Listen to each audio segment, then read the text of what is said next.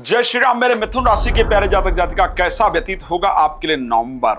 बहुत खास रहने वाला है आपके लिए नवंबर, क्योंकि आपके राशि स्वामी बुध वक्री, अस्त वक्री, राशि चेंज, मार्गी, सब कुछ होने वाले हैं नवंबर में।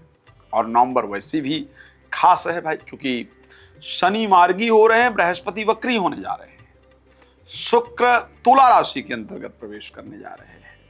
तो इसका मतलब तो यह है कि बहुत खास रहने वाला है। अच्छा, आपके दृष्टि से अगर देखें तो आपके दृष्टि से सेकंड हाउस, जो कि बृहस्पति का उच्चस्थ हाउस है, वहां पर नौकरी के स्वामी यानी कर्म क्षेत्र के स्वामी बृहस्पति उच्चस्थ होंगे। ये एक बहुत बड़े परिवर्तन की निशानी है, और परिवर्तन फाइनेंस को लेकर के होने वाले परिवर्तन की निशानी है। तो मेरे दृष्टि से फाइनेंशियली कुछ चमत्कार होने जा रहा है आपके साथ 2025 नवंबर में। चलिए उस पर बात करेंगे, लेकिन सबसे पहले आपको बता देता हूं कि यदि आप चाहते हैं श्री राम कथा मेरे द्वारा करवाना, यदि आप चाहते हैं श्रीमद् भागवत कथा मेरे द्वारा करवाना, यदि आप चाहते हैं शिव महापुराण की कथा मेरे द्वारा करवाना, तो आप करवा सकते हैं। आने वाले समय में जो मेरी कथाएं अभी तक फिक्स हैं, उसमें दिल्ली की कथाएं हैं, उसमें मध्य प्रदेश की कथाएं हैं, उसमें उत्तर प्रदेश की कथाएं हैं, जो आने वाले समय में फिक्स हैं। जहां पर मुझे समय मिला तो मैं जरूर समय देने का प्रयास करूंगा। लेकिन आपकी कामना कैसे पूरी हो सकती है नवंबर में, क्या ग्रहों का सपोर्ट रहेगा, उस पर चर्चा करेंगे। एक सबसे सुंदर अगर कोई विषय मुझे आपके लिए नजर आ रहा है 2025 में, वो भी नवंबर के महीने में, तो वो नजर आ रहा है दसम भाव के स्वामी और सप्तम भाव के स्वामी बृहस्पति का दूसरे भाव में उच्च का हो जाना। ये परिस्थिति 12 वर्ष बाद जाकर के हुई है, और ये परिस्थिति जीवन में परिवर्तन देने वाली होगी। 12 वर्ष बाद सेकंड हाउस में बृहस्पति जब उच्चस्थ होंगे तो पैसा रुकेगा। बहुत ये शिकायत थी ना आपकी कि पैसा आता तो है लेकिन रुकता ही नहीं है, खर्च हो जाता है, पैसे को लेकर बहुत दिक्कत है। तो ये कहने जा रहा हूं कि नवंबर में पैसा रुकेगा, और वो पैसा मैं ये पक्का कह सकता हूं, अगर आपकी मिथुन राशि है तो आप मेरी बात को नोट करके रख लेना। नवंबर वो महीना आपके लिए होने वाला है जब आप पैसा लगाएंगे कहीं पर, जब पैसा आप इन्वेस्ट करेंगे कहीं पर, जब पैसा आप चाहे ज्वेलरी खरीदेंगे, चाहे प्रॉपर्टी खरीदेंगे, चाहे कहीं शेयर खरीदेंगे, लेकिन नवंबर में आप खरीदेंगे ही खरीदेंगे। इतना पैसा आप बचा पाएंगे, इस प्रकार की परिस्थिति आपकी मुझे नजर आ रही है। नवंबर में एक और विषय मुझे जो नजर आ रहा है, क्योंकि छठे भाव में मंगल स्वग्रही होकर के गोचर करेंगे। 5 तारीख के बाद खैरस्त हो जाएंगे, लेकिन 5 तारीख तक गोचर करेंगे। यहां पर जो दुश्मन, जो शत्रु, चाहे वो मैं बात करूं कि ऑफिस में काम करने वाले थे, और चाहे वो कोर्ट कचहरी में परेशान करने वाले थे, चाहे वो डिवोर्स इत्यादि का मामला चल रहा था जिस पर बहुत बड़े बड़े एलिगेशन लग रहे थे, इन सभी में आपका पलड़ा भारी करवाएंगे मंगल। आपका पलड़ा भारी होगा।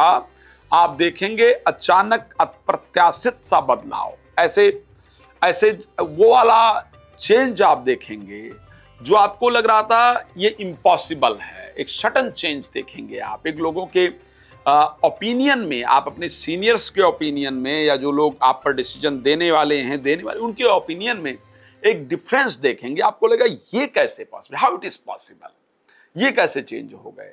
तो शत्रु आपसे भयभीत होंगे, आप उनको परास्त कर पाएंगे। इस प्रकार की परिस्थिति आपके लिए रहेगी।